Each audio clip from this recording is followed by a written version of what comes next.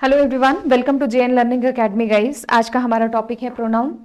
Pronoun को start करेंगे। और कुछ बच्चे पूछ रहे थे मैडम नोट्स बनाने नहीं बनाने, पीडीएफ क्या।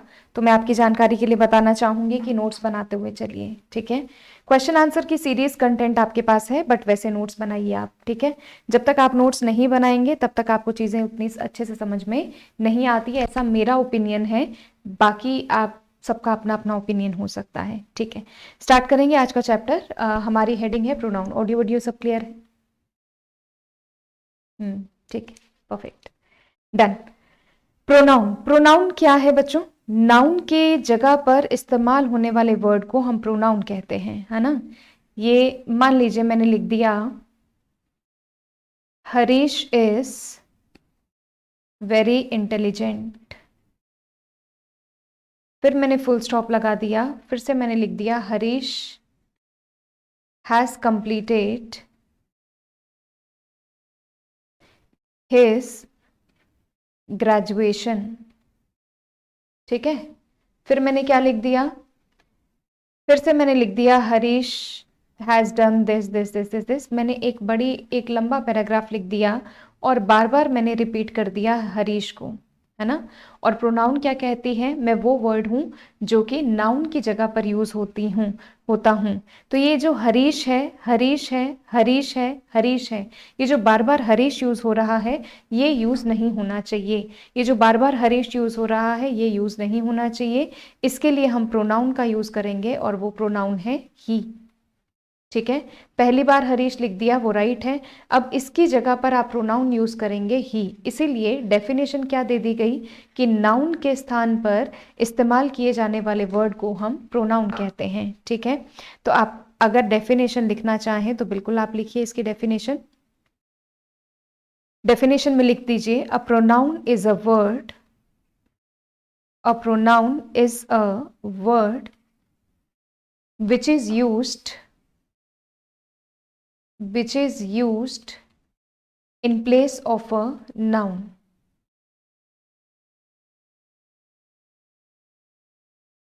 प्रोनाउन एक ऐसा शब्द है जो कि नाउन के स्थान पर यूज होता है। यहीं से लिख लीजिए, वेरी फर्स्ट पेज पे ही मैंने प्रोनाउन की डेफिनेशन लिख दी है। नाउन के स्थान पर यूज होने वाले वर्ड को प्रोनाउन कहते हैं। या फिर मैं क्या लिख सकती हूं,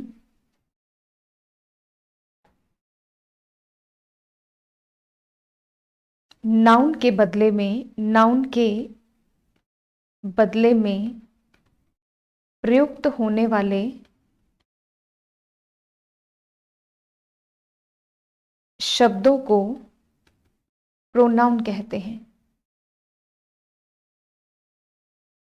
ठीक है। और मैं क्या लिख सकती हूं, द वर्ड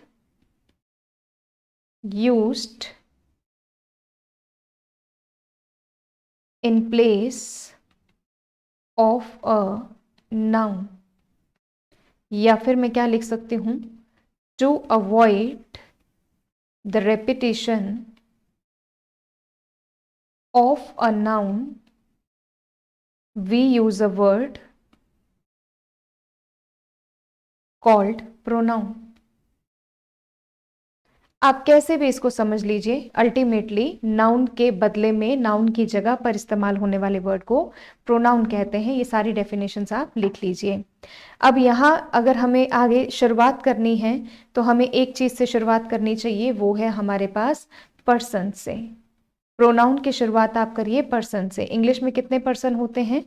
फर्स्ट पर्सन होता है, सेकेंड पर्सन होता है, और ये होता है हमारे पास थर्ड पर्सन। फर्स्ट पर्सन कौन सा है? आई और वी। सेकेंड पर्सन कौन सा है? यू। थर्ड पर्सन कौन सा है? ही, शी, इट, दे, या फिर एनी नेम, ठीक है। ही, शी, इट, दे, या फिर एनी नेम। दिखाई दे रहा है ना सबको? ठीक है। First person, second person, third person, तो ही, शी, इट, दे, या फिर एनी नेम। अब यहां पर देखो, फर्स्ट पर्सन अगर मैं सिंगुलर पूछूं तो आप क्या बोलेंगे? आई। सेकेंड पर्सन सिंगुलर प्लूरल, ये दोनों है, ये सिंगुलर भी होता है और प्लूरल भी होता है। एस माने सिंगुलर, पी माने प्लूरल, ठीक है। यहां देखिए third person he, she, it, ये हो गया आपके सिंगुलर और दे हो गया यहां पर प्लूरल। ये बात क्लियर है ना सबको?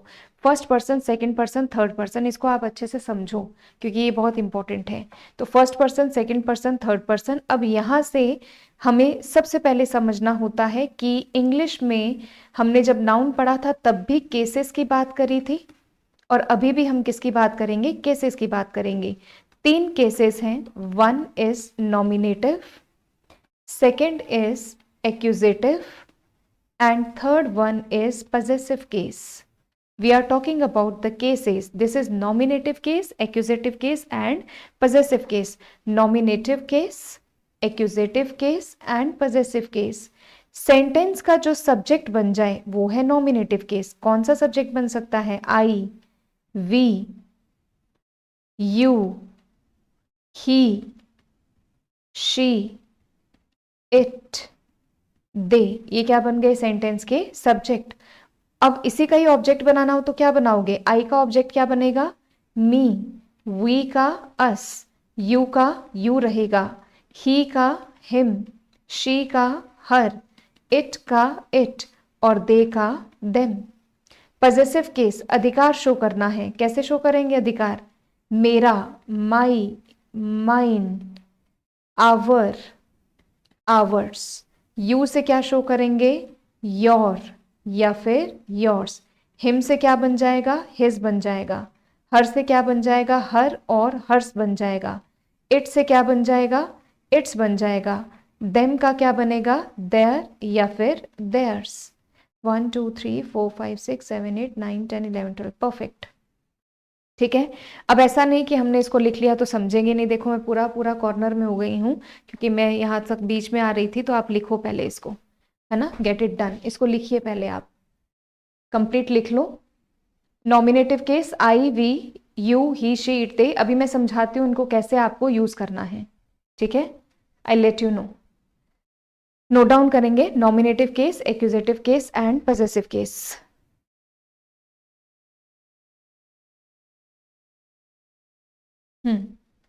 चलिए, nominative, accusative and possessive case. ठीक है, चलिए अब देखो इसको समझना कैसे है। समझने के लिए सेंटेंस का जो सब्जेक्ट बन जाए, यानी कि ये जो नॉमिनेटिव केस है ये हमेशा सेंटेंस का क्या बनता है? सब्जेक्ट बनता है। ये हमेशा ऑब्जेक्ट बनता है और ये हमें हमेशा अधिकार शो करता है। ये ध्यान में रखिएगा। पॉजेसिव यानी अधिकार, अथॉरिटी, मेरा, तुम्हारा, है ना, हमारा, ये शो करता है अथॉरिटी। ये इतने ज़्यादा इंपॉर्टेंट है कि इनको आप कहीं पर भी मिस मत करिए क्योंकि यही आपके एक्टिव पैसिव में भी काम आने वाले हैं और यही आपके डायरेक्ट इनडायरेक्ट में भी काम आने वाले हैं। ठीक है, अब एक एक करके सारी प्रोनाउन को हम समझते हैं।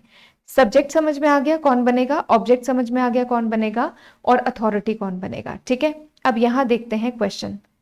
फॉर्म्स ऑफ पर्सनल प्रोनाउन, देखो लिखा है यहां पर बोर्ड पर, फॉर्म्स ऑफ पर्सनल प्रोनाउन, ये लीजिएगा। ठीक है, फॉर्म्स ऑफ पर्सनल प्रोनाउन, ये हमने क्या क्या लिख दिया यहां पर? प्रोनाउन कौन कौन सी हैं ये पढ़ी आपके सामने रखी हुई हैं, ध्यान से देखो। I, we, you, he, she, it, they. ठीक है, नॉमिनेटिव केस कौन सा बना? I, we, you, he, she, it, they, यही मैंने लिखवाया आपको। ऑब्जेक्टिव केस इसका कौन सा बना? जो ऑब्जेक्ट बने, मी, अस, यू, हिम, शी का हर, इट का इट रहता है स्टूडेंट्स, और दे का देम। पॉजेसिव केस कौन सा बना? माई, माइन, आवर, आवर्स, योर, ये योर है बच्चों, YOUR, प्रिंटिंग एरर है। योर्स, हिज, हर, और ये हर्स है, मैंने सही कर दिया।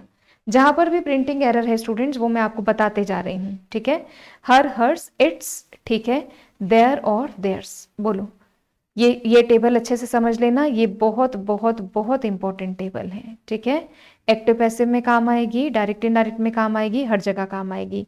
ये सेंटेंस का क्या बनता है? सब्जेक्ट बनता है। ये सेंटेंस का क्या बनेंगे? ऑब्जेक्ट बनेंगे।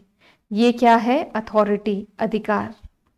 ठीक है, मैंने अपने हैंड रिटन नोट्स भी दे रखे हैं आपको और ये प्रिंटेड भी, ये PPT के थ्रू भी दे रखे हैं। अब देखिएगा, अगर आपसे कोई पूछे सिंगलर बताओ तो आई सिंगलर है, वी प्लूरल है, you singular, you plural, he, she, it singular और दे प्लूरल। आई होप ये क्लियर है टेबल। आई का माई और माइन ये है पजेसिव केस, ठीक है, और मी कौन सा केस है? ऑब्जेक्टिव केस, यानी कि एक्यूजेटिव केस। इसी तरीके से प्लूरल क्या बनेगा? आवर, आवर्स, ये है आपके पजेसिव केस। अस कौन सा हो गया? Objective case. ये क्या हो गया? सब्जेक्टिव, यानी कि nominative case. You nominative case, your and yours possessive case, you this is your accusative case. फिर से अगर यू प्लूरल लिया तो ये पजेसिव केस और ये है एक्यूजेटिव केस या फिर ऑब्जेक्टिव, एक ही बात है बच्चों। एक्यूजेटिव कह लो या ऑब्जेक्टिव कह लो, एक ही बात है। ही, शी, इट ये कौन से केसेस हैं? ये है नॉमिनेटिव केस, ठीक है, जो सेंटेंस का सब्जेक्ट बने। हिज, हर ये सारे के सारे हैं पजेसिव केस, और फिर हिम, हर, इट ये है आपके पास एक्यूजेटिव केस। इतना कॉम्प्लिकेशन में जाने की बिल्कुल भी जरूरत नहीं है, मैंने जो इजीएस्ट वे में लिखवाया है वो भी ठीक है, और इसको भी आप समझ सकते हैं। दे क्या हो गया? प्लूरल। बस ये जो चार्ट है ये आपको सिंगुलर प्लूरल समझा रहा है। दे क्या हो गया? प्लूरल हो गया, और ये कौन सा केस हो गया? Subjective case. देयर और देयर्स ये हो गए आपके पजेसिव केस। देम हो गया आपका सब्जेक्टिव केस। सब्जेक्टिव केस लिख लो या नॉमिनेटिव केस लिख लो, सारी चीजें राइट हैं। इसको आप अच्छे से तैयार करो, अच्छे से लिखो। ये देखो, इसको मैं साइड कर देती हूँ ताकि आपको प्रॉब्लम नहीं आए। ये लीजिए, इसको मैं कॉर्नर में ले गई हूँ, ठीक। नोट डाउन करो इसको। सिंगुलर प्लूरल का आपको ध्यान में रखना है, ठीक है। अब यहां देखो सेंटेंस का सब्जेक्ट कौन कौन बनता है। मैंने एक एक करके क्वेश्चन आप सॉल्व करो अपने आप से। पर्सनल प्रोनाउन से जुड़े हुए क्वेश्चन हैं। मैंने लिख दिया her went to Delhi by train. क्या सेंटेंस का सब्जेक्ट हर बनता है क्या?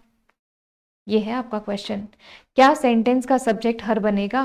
क्वेश्चन देखो, हर भी देखो, यू भी देखो, ही भी देखो, मी भी देखो, सारे क्वेश्चंस देखो। क्या सेंटेंस का सब्जेक्ट हर बनेगा? नहीं बनेगा ना। सेंटेंस का सब्जेक्ट हर कभी भी नहीं बनेगा, तो क्या लिखें? शी। सब्जेक्टिव केस क्या होगा? शी होगा। आ जाइए क्वेश्चन नंबर 2 में। यू बन सकता है, ही बन सकता है सब्जेक्ट, लेकिन मी नहीं बनेगा, आई बनेगा। और सीरीज भी क्या रहनी चाहिए? पहले सेकंड पर्सन, फिर थर्ड पर्सन और फिर फर्स्ट पर्सन। चेक करिए, क्या ये सेकंड पर्सन है, क्या ये थर्ड पर्सन है, और क्या ये फर्स्ट पर्सन है, ठीक है। सीरीज क्या रहनी चाहिए? 2, 3, 1, और ये 3 प्लूरल हैं। Have decided to go there, लेकिन यहां पर मी नहीं आएगा, आई आएगा, क्योंकि सेंटेंस का सब्जेक्ट मी नहीं होता है, ठीक है। बढ़ते हैं आगे। सारिका एंड मी नहीं, सारिका एंड आई। पर्सन क्या होना चाहिए? Second person, third person, first person. Second person नहीं है, सारिका थर्ड पर्सन है, और ये है फर्स्ट पर्सन। ये मी गलत है, आपको लिखना है I. The teacher taught, they taught whom. Teachers ने किसको पढ़ाया? दे या फिर देम? ये दे यहां पर गलत है, देम आएगा। मेन वर्ब से, मेन वर्ब से वॉट या होम के रिप्लाई ऑब्जेक्ट होते हैं, तो दे सेंटेंस का सब्जेक्ट होगा। इस नाते दे गलत है, them is the right answer. She loves he, she loves हुम, वो किसको प्यार करती है? ही को प्यार करती है या फिर हिम को? यहां पर ये शी कौन सा केस हो गया? सब्जेक्टिव केस या फिर नॉमिनेटिव केस। हिम कौन सा हो गया? ऑब्जेक्टिव केस या फिर एक्यूजेटिव केस, एक ही बात है। देखो एक एक क्वेश्चन, एक एक चीज को अच्छे से देखो। मेन वर्ब से व्हाट या हुम के जो रिप्लाई हैं वो ऑब्जेक्ट होते हैं। देखो मेन वर्ब क्या है? द टीचर टॉट हुम, टीचर ने किसको पढ़ाया? टॉट किसको पढ़ाया? देम को या फिर दे को? आंसर की बनेगी देम, ठीक है। एन नंबर ऑफ क्वेश्चंस इनमें से पूछे जाते हैं प्रोनाउन से जुड़े हुए। और देखते हैं हमारी next sheet. He abused there, they ना तो देयर आएगा न दे आएगा। ही अब्यूज्ड हुम, उसने किसको गाली दी? उसने देम को गाली दी। The fisherman saved he and I, the fisherman saved whom, fisherman ने किसको सेव किया? किसको? तो ही तो सब्जेक्टिव केस है, आई भी सब्जेक्टिव केस है, ये सेंटेंस का सब्जेक्ट बनते हैं। लेकिन हमने क्या पढ़ा कि मेन वर्ब से व्हाट या फिर whom के रिप्लाई हमेशा कौन होंगे?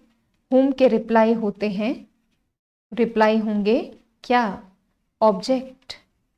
तो ही तो सब्जेक्ट हो गया, गलत हो गया, आई भी गलत हो गया, आंसर क्या बनेगा? Him and me.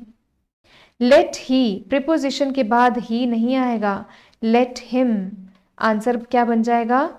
Let him do this work. Preposition के बाद हमेशा ऑब्जेक्ट आता है। लेट यू एंड मी नहीं, let you and I, let you and I solve the question. I नहीं होगा क्योंकि लेट के बाद ऑब्जेक्टिव केस आता है, तो यू ऑब्जेक्टिव है, आई गलत है। Late you and me, sorry यहाँ पर मैंने भी आई लिख दिया, ये तो गलत लिख दिया, इसको सही कर देती हूँ। ये लीजिए, it is by mistake, late you and me, objective case लगाएंगे, तो late you and me solve the question. Our is a great country, देखो इसको मैंने अभी समझाया नहीं है, मैं अभी समझाती हूँ, देखो कैसे।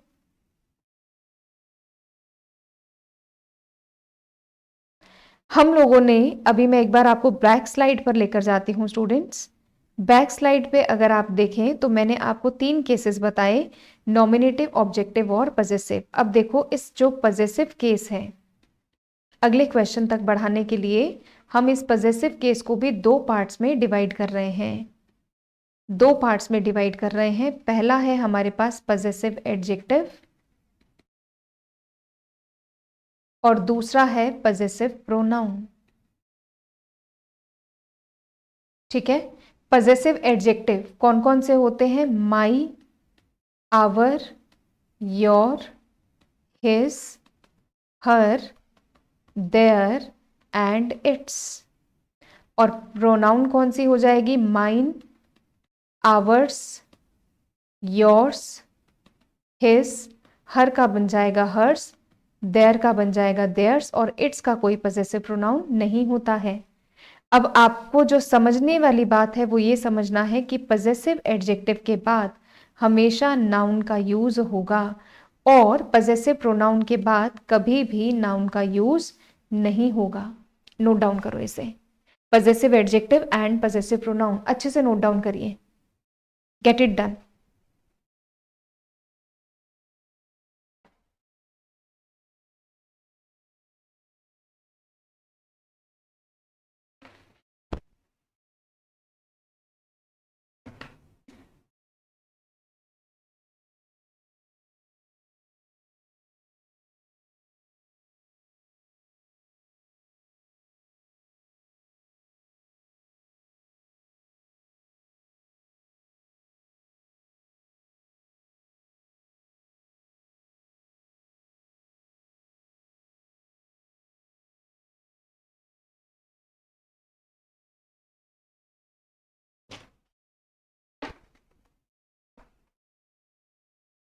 ठीक है, लिखा सबने? Possessive adjective and possessive pronoun. चलिए, अब यहां पर इसके बाद तो नाउन आ सकता है ना? इसके बाद नाउन आ सकता है, यानी कि मैं क्या लिख सकती हूं? मैं पूरी तरीके से क्या लिख सकती हूं? My book. बोलो राइट है, बुक क्या है? नाउन, और नाउन से पहले क्या आ गया? Possessive adjective. इसी तरीके से मैंने क्या लिख दिया? Our country. ठीक है, इसी तरीके से मैंने लिख दिया योर बुक। फिर मैंने लिख दिया my mother, his father, their books. Check करिए आ सकता है क्या? My, our, your, his, her, father. ठीक है, अब चेक करो माई बुक, एक एक को देखो, यहां country, book, book, mother, father, books, father, ये सारे के सारे क्या हैं? नाउन हैं। ये सारे के सारे क्या हैं? नाउन हैं। और क्या नाउन से पहले पजेसिव एडजेक्टिव आ सकता है? आ सकता है। यानी कि अगर मैं ये लिखना चाहूं आवर्स, इधर देखो, माई के बाद नाउन आ सकता है, नाउन आ सकता है, नाउन आ सकता है, नाउन आ सकता है, नाउन आ सकता है, नाउन आ सकता है, नाउन आ सकता है। इट्स कवर, है ना, कुछ भी लिख लो। फिर माइन के बाद नाउन नहीं आ सकता, आवर्स के बाद भी नाउन नहीं आ सकता। अब यहां पर आप चेक करिए क्वेश्चन क्या था। देखो मैं वापस आपको क्वेश्चन की तरफ लेकर चलती हूं। यहां तक तो सब समझ में आ गया है। Ours is a great country, ours is a great country, check करिएगा कि राइट है क्या। ये बिल्कुल राइट है, लेकिन hours is a great country ये बिल्कुल राइट है, लेकिन ये आवर लिखा हुआ है, ठीक है, ये अगर आवर है तो ये गलत है। Ours is a great country, correction क्या होना चाहिए?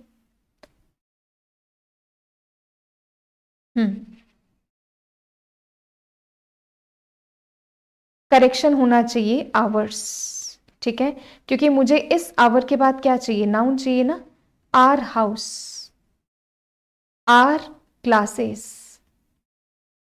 आर बुक्स, ये चाहिए ना मुझे, लेकिन ये आवर्स नहीं है, तो यहां पर इस आवर्स के बाद हमें नाउन नहीं चाहिए होता, तो ये तो हो जाएगा गलत और हमारा राइट आंसर बन जाएगा ours is a great country, हमारा भारत महान। क्लियर है? अब यहां देखिए her is a beautiful country, her आया है तो हर के बाद तो नाउन आनी चाहिए, वी नीड वन नाउन। यहां नहीं है हर, तो यहां पर her is a beautiful garden, ये गलत है। Her is a beautiful garden नहीं होगा, hers is a beautiful garden, hers is a beautiful garden. अब आपको ये भी समझ में आ गया होगा कि इनका यूज कैसे करना है और कब कहाँ इनका कैसे यूज होगा। देखो her is a beautiful garden ये बिल्कुल गलत है, hers is a beautiful garden. ठीक, और देखो मैं एग्जाम्पल देती हूं, जैसे मैंने क्या लिख दिया,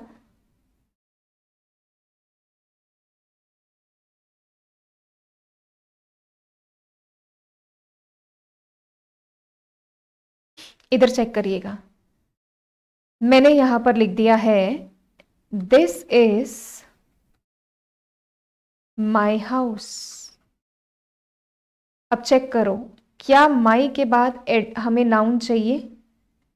बिल्कुल चाहिए। दिस इज माई हाउस, इसके बाद मुझे क्या चाहिए? माई के बाद, यानी कि ये क्या है? Possessive adjective. इसके बाद मुझे क्या चाहिए? नाउन चाहिए, ठीक है, नाउन लिख दी। What else? अब यहां पर जब मैंने लिखा दिस इज माई हाउस, तो अब मुझे क्या लिख सकती हूँ? दिस हाउस इज माइन, ये भी लिख सकती हूँ। This house is mine. थोड़ा मार्कर का इशू आ रहा है, देखो मैं व्हाइट कलर पे लिख कर देखती हूँ, शायद अच्छा आ जाए। दिस हाउस इज माइन, ठीक है, एक तरीका ये भी है लिखने का। और देखो कैसे तरीका हो सकता है लिखने का, और तरीका देखो, जैसे मैंने लिख दिया दिस इज आवर कंट्री, इसका तरीका क्या हो सकता है? दिस कंट्री इज आवर्स, ये भी सही है। और इसी तरीके से हमने सेंटेंस क्या लिखा था? Hours is a great country, दोनों ही राइट हैं, दोनों ही सेंटेंसेस राइट हैं, ये भी राइट है, ये भी राइट है, और ये भी राइट है। फर्क क्या है? ये नाउन है और नाउन से पहले हमें क्या चाहिए? एडजेक्टिव चाहिए, और यहाँ पर है ये पजेसिव एडजेक्टिव, जबकि इसके बाद नाउन नहीं चाहिए, इसके बाद नाउन नहीं चाहिए। ठीक है, ऐसे ही हर को, हिज को, हर को समझ लो, जैसे मैंने सेम लिख दिया दिस इज हर बुक, ये बुक उसकी है, और वैसे ही मैंने क्या लिख दिया? This book is hers, sorry H छोटा आ जाएगा, ऐसे बीच में कैप्स लॉक नहीं लिखते हैं। दिस बुक इज हर्स, ये भी राइट है, ये भी राइट है। और अगर मैं लिख दूं hers is a beautiful house, ये भी राइट है। तो कहने का मतलब है कि इस तरीके से सेंटेंस पूछे तो भी राइट, इस तरीके से पूछे तो भी राइट, और ये आपका हो गया पजेसिव एडजेक्टिव और ये हो गया आपका नाउन। ठीक है, अभी तक हमने क्या पढ़ा है बच्चों, नाउन की जगह पर यूज होने वाले वर्ड को प्रोनाउन कहते हैं, है ना। नाउन के रिपीटेशन को रोकने के लिए प्रोनाउन कहते हैं। बहुत ही बेसिक हमने एक पार्ट लिया, हमारे पास पर्सन्स कितने हैं, 3 पर्सन है, first person, second person, third person. अब 3 पर्सन हमने पढ़े, और 3 पर्सन से पहले नाउन में मैंने आपको 3 केसेस पढ़ाए थे, nominative case, accusative case and possessive case. और मैंने ये भी कहा था कि इसको हम वापस, हमारी मुलाकात होगी प्रोनाउन में। तो नॉमिनेटिव केस कौन बना, I, we, you, he, she it, this, जो सेंटेंस का सब्जेक्ट बन जाए। और ऑब्जेक्टिव केस कौन सा बने, जो सेंटेंस का ऑब्जेक्ट बने। और पजेसिव होता है अथॉरिटी। आगे देखो, पजेसिव केस को भी कितने पार्ट्स में हमने डिवाइड किया है, पजेसिव केस को भी हमने कितने पार्ट्स में डिवाइड किया, देखो मैंने आपको चार्ट बनवाया है, ये आपको लिखना है। पजेसिव केस को भी हमने 2 पार्ट्स में डिवाइड किया है। अब जब पजेसिव केस को भी जब हमने 2 पार्ट्स में डिवाइड कर लिया, पजेसिव एडजेक्टिव के बाद नाउन का आना और पजेसिव प्रोनाउन के बाद नाउन का नहीं आना। ठीक, अब नाउन का आना या नहीं आना, उसको हमने बहुत सारे बेहतरीन एग्जाम्पल से सीखा। देखो कितने सारे एग्जाम्पल्स हमने किए हैं सिर्फ और सिर्फ प्रोनाउन की समझ के लिए। ये चार्ट बिल्कुल अच्छे से आपके तैयार होने चाहिए, इनमें कोई इफ किंतु परंतु नहीं हो, क्योंकि ये बहुत आगे तक काम आएंगे। ये 5th 6th 7th 8th, ये 10th 11th 12th 11th question हो गया है। अब देखते हैं अगर और क्वेश्चन बचे हैं तो। These books are not my, ये आना चाहिए क्या, these books are not my, या फिर these books are not mine, ये गलत हो गया। They met your friends and my in the theatre, क्या ये क्वेश्चन राइट है, they met your friends and my या फिर mine in the theatre, this is wrong. Yours house, अब यहां हाउस तो नाउन आ गया, क्या नाउन से पहले योर्स आएगा, पजेसिव प्रोनाउन आएगा क्या, नहीं आएगा, तो यहां पर ये गलत हो गया। सही क्या होगा, योर हाउस। ठीक, your is a beautiful house, ये भी गलत हो गया, क्योंकि यहां पर अब आपके पास नाउन नहीं है, तो यहां पर आंसर क्या बनेगा, yours is a beautiful house. ठीक है, यू आर टॉलर देन के बाद हमेशा ऑब्जेक्टिव केस आता है। यू आर टॉलर देन के बाद हमेशा सब्जेक्टिव केस आता है। आई, यानी कि एक रूल बनता है, और रूल कहता है कि प्रीपोजिशन के बाद और वर्ब के बाद, इन दोनों के बाद हमेशा, प्रीपोजिशन और वर्ब के बाद आता है ऑब्जेक्टिव केस। ठीक है, और इसी तरीके से एक रूल क्या बनता है कि ऑर्डर ऑफ प्रोनाउन तो हम बाद में देखेंगे, अगले सेशन में देखेंगे, बट प्रीपोजिशन वर्ब के बाद ऑब्जेक्टिव केस, जबकि THAN देन और एज के बाद नॉमिनेटिव केस यूज होता है। तो यहां पर ये रहा देन, और देन के बाद हमें मी नहीं लगाना है, I is the right answer. आपने पीछे भी बहुत सारे एग्जाम्पल्स किए हैं जहां पर प्रीपोजिशन और वर्ब के बाद हमने ऑब्जेक्टिव केस को यूज किया है, बेसिक में भी पढ़ा है आपने। अब हम नेक्स्ट क्लास में पढ़ेंगे ऑर्डर ऑफ प्रोनाउंस के बारे में।